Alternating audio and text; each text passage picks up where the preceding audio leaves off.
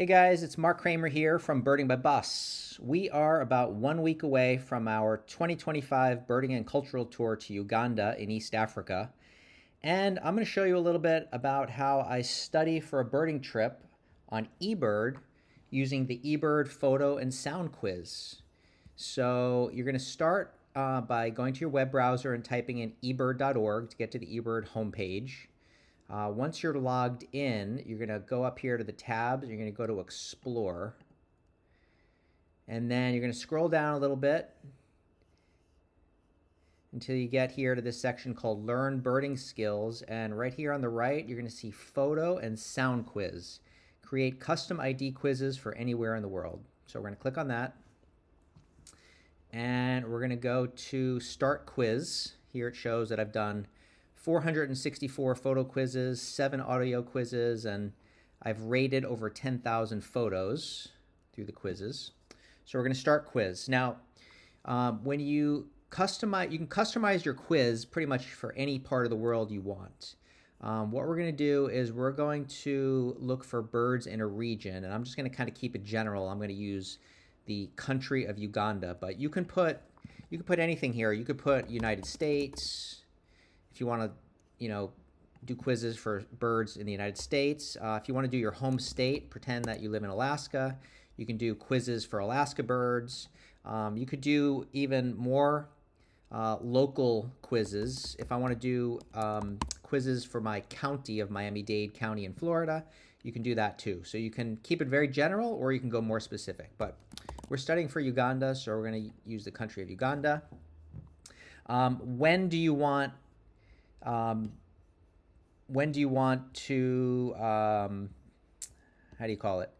Do you want to include birds seen in that country from any time of year or only on a particular day, like a specific time of year? I'm going to say year round. And then you can choose whether you want birds that are likely and infrequent, or all possible birds, which includes the most likely and the most rare. We're just going to stick with the likely birds. This will give you kind of a general overview of the more common birds, and if you want to go more in depth, you can certainly go to likely and infrequent, or make it more complicated by going all possible birds, which will pick common and rare. I like to do photo quizzes. The sound recording quizzes are pretty challenging. They're great, but they're tough, and right now I'm just kind of going on visuals. So we're going to do a photo quiz. So let's start the quiz.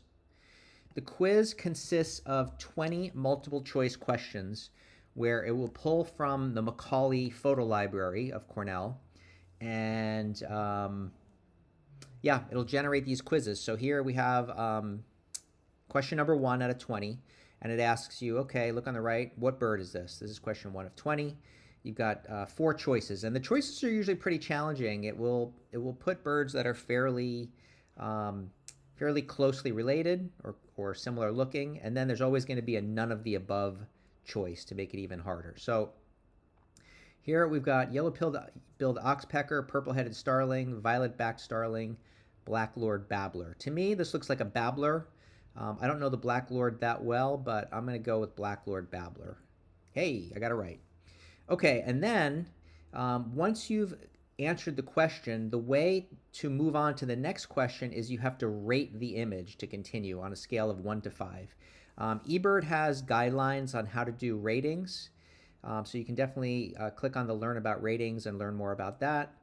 For me, this is about a 3 out of 5, and if there's a couple of tags here that if you've got a photo that's, let's say it's not a bird, it's an egg. Let's say it's a back of camera shot. Let's say the photo has a watermark on it.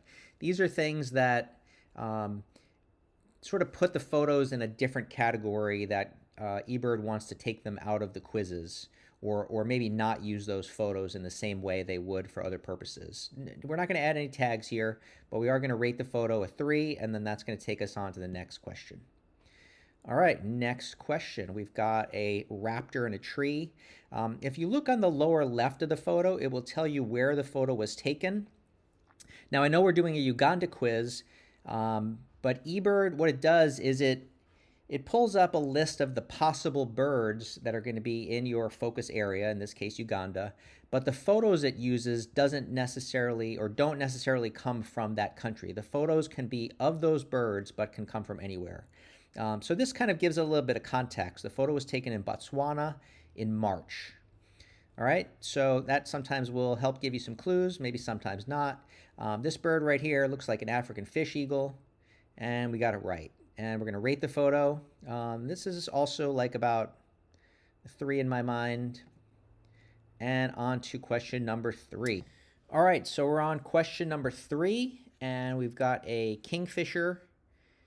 Choices: woodland, gray-headed, striped, African pygmy, and none of the above. All right.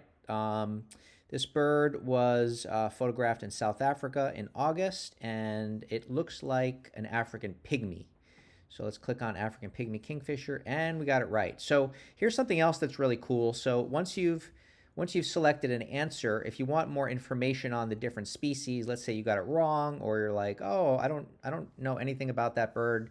Why did I get this wrong? You can click on the little info tab about those species. So let's say here I'm going to click on African pygmy kingfisher, and it will take you to that species' profile page where you can look at photos, you can look at a description, and you can look at a range map and all kinds of other information about those birds. You can back up, and if I also wanted to look at striped kingfisher, I can click on striped kingfisher, and so on and so forth. So it's a really cool study tool. Not only does it quiz you and test your knowledge, but it also provides some easy links to studying the different choices that you had. And this really helps build your learning. It really is a really cool tool. All right, I'm going to rate the photo. This is like a 4 and onward. So we're on question number 4 here. I'm not going to go through all 20 questions with you guys, but I'm going to finish the questions, and then I will pick up at the end of the quiz, okay? All right, so I've actually done a few quizzes since I left you guys. They can be tough, so don't get discouraged. I got 16 out of 20 correct on this last one. Definitely need to keep on it and do some more studying, as should you. From here, you can go on and do another 20 questions and another quiz. You can just keep at it. I usually hit up 5 or 6 or more, and just keep practicing over and over. From here, you can also review all 20 birds that were in the quiz, the ones that you got incorrect, the ones that you got correct, and you can continue to do research on those birds if you want. So that's it in a nutshell, the eBird photo quiz. It's a really good tool for studying. I also have a hard copy field guide right next to me that I also am using at the same time if I want to browse the pages and get a little bit more detail on the birds and related species. Yeah, I really like this method of studying, and I hope you guys enjoyed the eBird photo quiz. I'll see some of you on the upcoming tour in Uganda, and everybody else, hope to see you on the trails, the wetlands, the mountains, or on a future Birding by Bus tour. Never stop birding, guys. Make sure to like and subscribe, and keep on being awesome out there. Bye.